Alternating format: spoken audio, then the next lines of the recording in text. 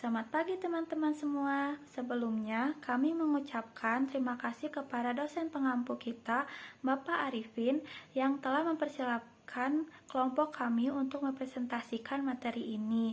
Dan juga tak lupa kami ucapkan terima kasih kepada teman-teman semua yang telah meluangkan waktunya untuk menonton video presentasi kami. Perkenalkan, kami dari kelompok 5 akan mempresentasikan materi tentang sistem bisnis dan pentingnya etika di pasar. Materi yang akan dibahas yaitu pertama, sistem bisnis, kedua, sistem liberalisme atau kapitalisme, ketiga, etika di pasar, dan yang terakhir, keempat, studi kasus. Pertama, yang akan dibahas adalah sistem bisnis yang akan dibacakan oleh Anissa Nursifa, yaitu saya sendiri. Sistem bisnis menurut T.W. et al. Tahun 1990 mendefinisikan bisnis sebagai suatu sistem yang memproduksi barang dan jasa untuk memuaskan kebutuhan masyarakat kita. Sedangkan menurut istilah, sistem bisnis adalah prosedur atau proses yang membantu bisnis untuk mencapai tujuan mereka. Bagaimana peran penting sistem bisnis bagi perusahaan? Nah, pertama, sistem bisnis bisa menciptakan kultur dengan cara menyisihkan hal-hal yang tidak penting dan menjalankan kegiatan berdasarkan skala prioritas sehingga bisnis akan berjalan lebih efektif dan efisien.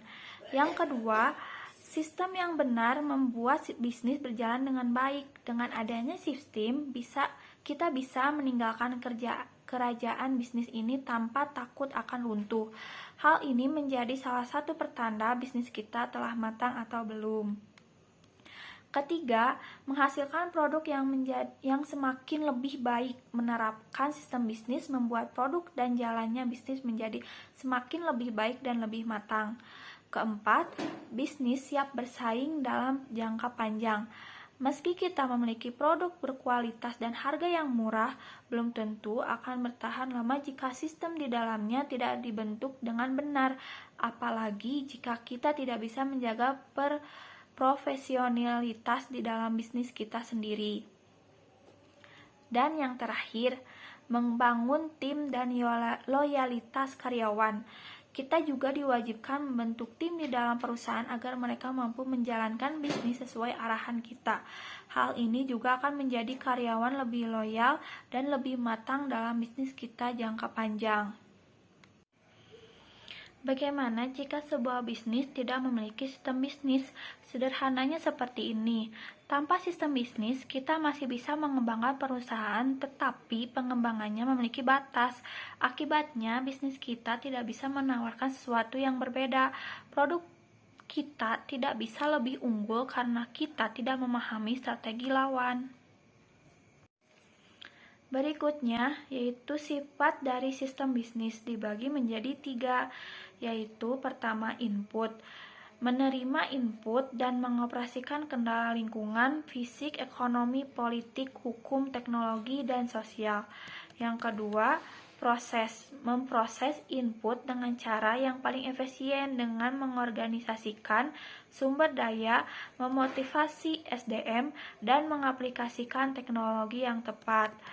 Yang terakhir, ketiga, yaitu output, menghasilkan barang dan jasa untuk memuaskan kebutuhan konsumen sehingga menciptakan manfaat ekonomi dan sosial serta meningkatkan standar kehidupan masyarakat.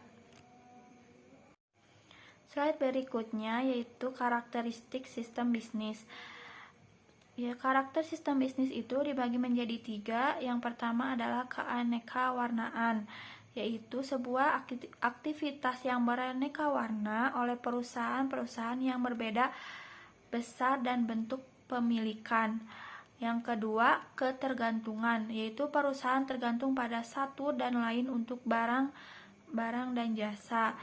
Terakhir, ketiga, perubahan dan inovasi. Perusahaan harus merespon terhadap perubahan rasa konsumen dan teknologi. Untuk materi selanjutnya, yang kedua, sistem liberalisme atau kapitalisme akan dibacakan oleh Bilal. Untuk Bilal dipersilahkan. Sistem liberalisme. Arti liberal sendiri seringkali dikaitkan dengan mereka yang memiliki modal atau pemilik modal. Arti liberal diartikan sebagai pasar bebas. Selain itu disebut juga sebagai sistem ekonomi kapitalis.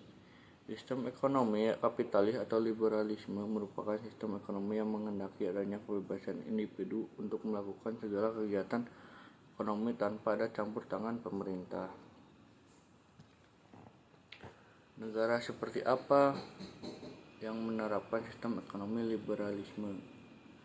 Kita dapat melihat dari sebesar pihak-pihak yang menguasai sektor perekonomian di negara tersebut. Apabila sektor ekonomi dikuasai oleh swasta, maka negara tersebut cenderung menerapkan sistem ekonomi liberal atau kapitalis.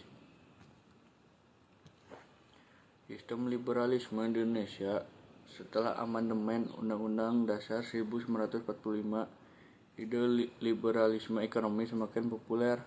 Hal itu paling tidak dapat diukur dari beberapa indikator utama, yaitu 1. Dihapusnya berbagai subsidi dari pemerintah secara bertahap. 2. Nilai kurs rupiah diambang secara bebas. 3. Privatisasi BUMN. 4. Peran serta pemerintah Indonesia dalam kancah WTO dan perjanjian GATT. Materi ketiga akan dibacakan oleh Rivaldi. Untuk Rivaldi, dipersilahkan. Yang ketiga adalah etika di pasar. Pasar adalah salah satu dari berbagai sistem institusi, prosedur, hubungan sosial, dan infrastruktur tempat usaha menjual barang, jasa, dan tenaga kerja untuk orang-orang dengan imbalan uang, di mana pasar berfungsi sebagai tempat penyaluran distribusi barang dari produsen hingga sampai ke tangan konsumen. Tujuan pasar itu sendiri yaitu sebagai tempat bertemunya antara penjual dan pembeli, sebagai tempat untuk melakukan transaksi jual beli, dan tempat berkumpulnya masyarakat yang memiliki kebutuhan dan menawarkan kebutuhan. Macam-macam pasar dibedakan menjadi 2 macam, yaitu pertama, persaingan sempurna. Suatu pasar disebut bersaing secara sempurna apabila penjual dan pembeli tidak bisa mendikte harga. Penjual dan pembeli bebas untuk masuk atau keluar dari pasar. Yang kedua, pasar persaingan tidak sempurna. Pasar ini kebalikan dari pasar persaingan sempurna, yaitu pasar yang terdiri atas sedikit penjual dan banyak pembeli. Pada pasar ini penjual dapat menentukan harga barang. Barang yang diperjualbelikan jenisnya heterogen atau berbagai jenis barang. Pasar persaingan tidak sempurna mempunyai beberapa bentuk pasar. Contoh dari pasar persaingan tidak sempurna yaitu persaingan monopoli. Pasar monopoli adalah pasar yang menyimpang dari tujuan-tujuan keadilan kapitalis, utilitas ekonomi, dan hak-hak negatif. Pasar monopoli tidak membentuk kesetimbangan, tidak memaksimalkan efisien, dan tidak menghormati hak-hak kebebasan. Yang kedua, persaingan oligopoli. Oligopoli adalah salah satu bentuk monopoli, tetapi agak berbeda sifatnya. Kalau monopoli merupakan kolusi antara pengusaha dan pengusaha, maka oligopoli sesungguhnya adalah kolusi antara pengusaha dan pengusaha. Inti dari oligopoli adalah bahwa beberapa perusahaan sepakat baik secara tersirat maupun tersurat untuk menetapkan harga produk dari industri sejenis pada tingkat yang jauh lebih tinggi dari harga berdasarkan mekanisme murni dalam pasar. Maka dalam praktek oligopoli yang terjadi adalah persekongkolan antara beberapa perusahaan sejenis dengan tujuan utama untuk mengalahkan dan mendikte konsumen. Bagaimana cara kita menerapkan etika dalam berbisnis online? Selama pandemi COVID-19, bisnis online justru diminati banyak orang dan dianggap sebagai solusi aman agar bisnis tetap berjalan lancar di masa pandemi. Kebutuhan pelanggan tetap terpenuhi serta lebih aman dari penyebaran COVID-19 bila dibandingkan dengan bisnis konvensional atau tatap muka secara langsung. Berikut ini adalah etika dalam berbisnis online. Yang pertama yaitu ramah, adil, jujur, peduli, dan janji. Dan materi terakhir yang keempat yaitu studi kasus akan dibacakan oleh Bilal. Untuk Bilal dipersilahkan. 4. Studi kasus. Dari kasus Indomie di Taiwan dapat dilihat sebagai contoh kasus dalam etika bisnis di mana terjadinya kasus yang merugikan pihak perindustrian Taiwan. Produknya kalah bersaing dengan produk dari negara lain. Salah satunya adalah Indomie yang berasal dari Indonesia. Taiwan berusaha menghentikan pergerakan produk Indomie di Taiwan, tetapi dengan cara yang berdampak buruk bagi perdagangan global. Tetapi jika dilihat dari sudut pandang lain, dapat disimpulkan bahwa PT Indofood melakukan pelanggaran etika bisnis dan hanyalah kesalahpahaman antara pihak Taiwan dan Indonesia. Masalah tersebut bertambah karena produk Indomie yang dipasarkan di Taiwan seharusnya untuk dikonsumsi di Indonesia, bukan di Taiwan. Sehingga terjadilah kasus penarikan produk Indomie di pasar Taiwan karena standar yang ditetapkan Taiwan dengan Indonesia berbeda. Solusi dari studi kasus, kedua belah pihak seharusnya mengambil jalan tengah dari masalah penarikan tersebut dengan melakukan pembicaraan mendalam mengenai jalur keluar yang harus ditempuh dengan tujuan agar kedua belah pihak tidak merasa dirugikan.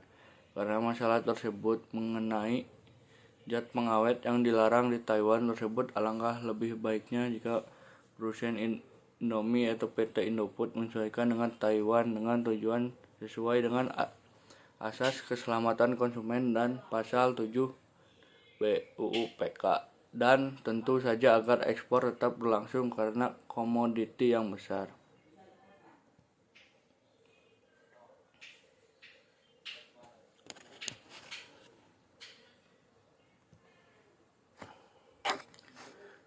Dari itu maka sangat penting kedua belah pihak untuk bersama-sama untuk menyelesaikan masalah tersebut dengan tidak melupakan asas manfaat, memberikan manfaat yang sebesar-besarnya kepada kedua pihak, konsumen dan pelaku usaha, sehingga tidak ada satu pihak yang kedudukannya lebih tinggi dibandingkan pihak lain. Kedua belah pihak harusnya memperoleh hak-hak. Baik teman-teman, presentasi dari kelompok kami sudah sampai pada bagian akhir. Selama presentasi kami telah membahas yaitu yang pertama, sistem bisnis. Sistem bisnis adalah prosedur atau proses yang membantu bisnis untuk mencapai tujuan mereka. Jika perusahaan tanpa sistem bisnis, maka perusahaan tersebut tidak bisa menawarkan sesuatu yang berbeda. Produk dari perusahaan tersebut tidak bisa lebih unggul karena perusahaan tersebut tidak bisa memahami strategi lawan. Yang kedua yaitu sistem liberalisme. Sistem ini dikaitkan dengan mereka yang mempunyai atau memiliki modal atau pemilik modal. Arti liberal itu diartikan sebagai pasar bebas. Yang ketiga adalah etika di pasar. Persaingan pasar itu dibagi menjadi dua, yaitu persaingan sempurna maupun persaingan tidak sempurna. Persaingan tidak sempurna dibagi menjadi dua, yaitu persaingan monopoli dan persaingan oligopoli. Dari kedua persaingan tersebut menyimpang dalam etika berbisnis. Yang terakhir itu etika dalam berbisnis online. Nah, yang etika dalam berbisnis online itu yang pertama, kita harus adil. Yang kedua, jujur. Ketiga, peduli. Dan yang terakhir adalah janji. Baik, sekian presentasi dari kelompok kami. Tetapi sebelum presentasi ini saya tutup, saya ada sedikit pantun.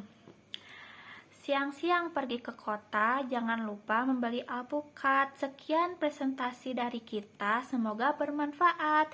Wassalamualaikum warahmatullahi wabarakatuh.